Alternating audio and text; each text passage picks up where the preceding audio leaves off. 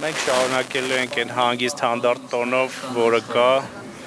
ով որտեղից ինչ տոն բարձրացնի, ինչ անի, մենք չենք պատրաստվում մեր տոները փոխել։ Գործընկերային տրամաբանության մեջ կարծում եմ կլուծենք այդ հարցերը։ Գազի հետ կապված հարցը, պայմանագրերի հետ կապված հարցը խոսվում էր չեղարկման վերաբերյալ, այսինքն այդ վստահությունը հողի վրա ինչից է գալիս։ Մենք այլընտրանքը ունենք, թե որտեղ օրինակ Փաշինյանն ասում էր ավելի շատ փող կունենանք, եթե գազը օրինակ թանկացնեն։ Վստահությունը գալիս է նրանից, որ մենք ԵԱՏՄ-ում լիիրավ անդամ ենք եւ ըստ էության բոլոր այդ կարգավորումները այդ տրամաբանության մեջ են եւ մենք մեր իրավունքներն ունենք այնտեղ։ Այսինքն միակողմանի որևէ պայմանագիր չեղարկել չեն կարող։ Մենք գործընկերների հետ կլուծենք այդ հարցերը, ես ծանոթ չեմ այն փաստաթղթերին, որ ուղարկել են, որի մասին խոսել են ռուսական պաշտոնական շրջանակները, ծանոթանանք եւ մեր լուծումները կառաջարկենք։ Պարոն Հարությունյան, բարձր մակարդակով հայտարարել են այդ մասին եւ նշել են, որ արտոնյալից շուկայական գնի անցում կկատարեն։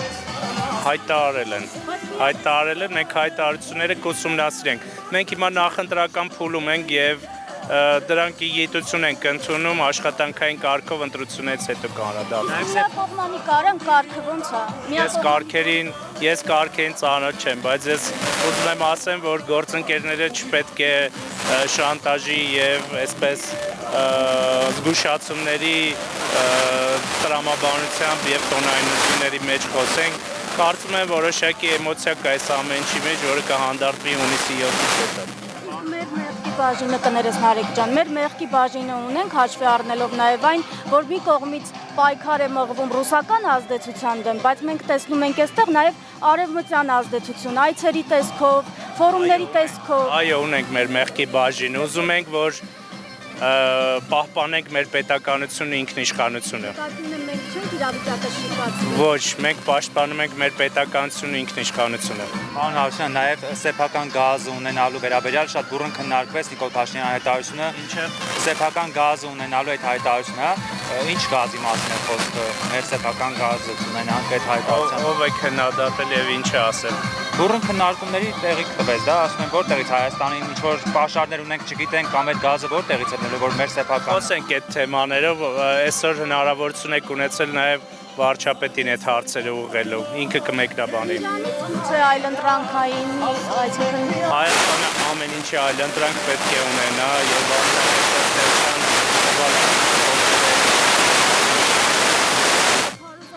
հետ կապված, քանի որ բոլոր կողմերը, մասնակիցները բավականին ակտիվ են,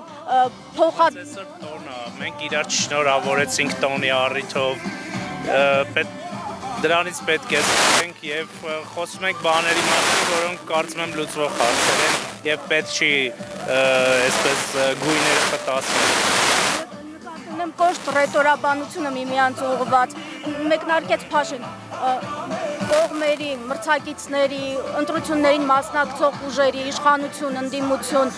մեկնարկեց Նիկոլ Փաշինյանից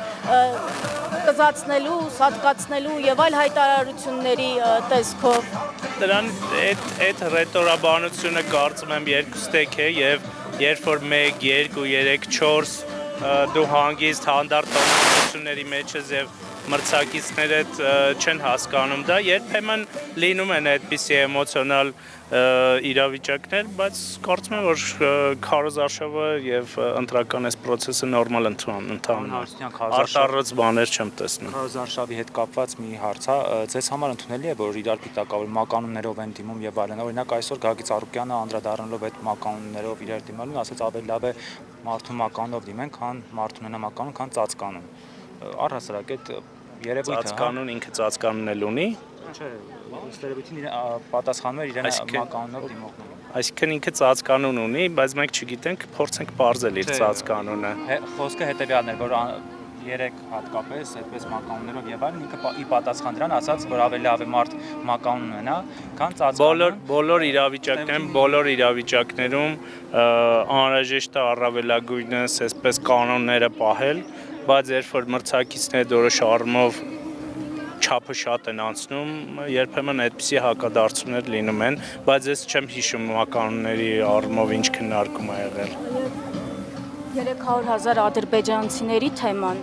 չեմ կարող շրջանցել, որովհետև ակտիվ քննարկվում է եւ իրարամերժ հայտարարություններ կան նաեւ իշխանությունների կողմից հաշվի առնելով, որ օրինակ Ալեն Սիմոնյանի ամիսներ առաջ արված հայտարարությունը մեկնաբանում է, օրինակ վարչապետը Նիկոլ Փաշինյանը երեք մեկնաբանում էր, որ նկատի է ունեցել գուցե որ զբոսաշրջիկներ կգան,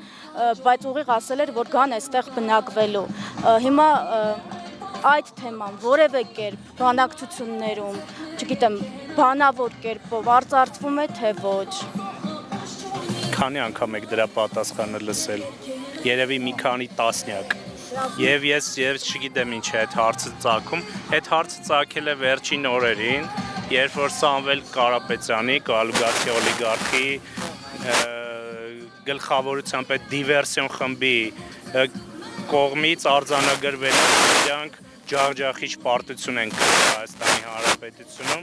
եւ այս սուտն են առաջ բերել, կարծում եմ եւ եթե անհրաժեշտություն լինի իրավական գնահատականի իրավապահները կտան գնահատական, իսկ ամենամեծ գնահատականը հունիսի 7-ին կտա ժողովուրդը, որ այդ օտար երկրա դիվերսիոն խմբերին դուրս կմղի մեր քաղաքական դաշտից։ Ադրբեջանը ակտիվորեն քննարկվում է, ռազմավարություն կա, փառատոններ է արդեն անում։ Ես կարծում եմ, որ այս հիմնական խնդրը առաջացել է դիվերսիոն խմբից եւ ես միանշանակ պնդում եմ, որ Սամվել Կարապետյանն ու իր շրջապատը դիվերսիոն խումբ է, որ իջեցվել է Հայաստանի Հանրապետությունում։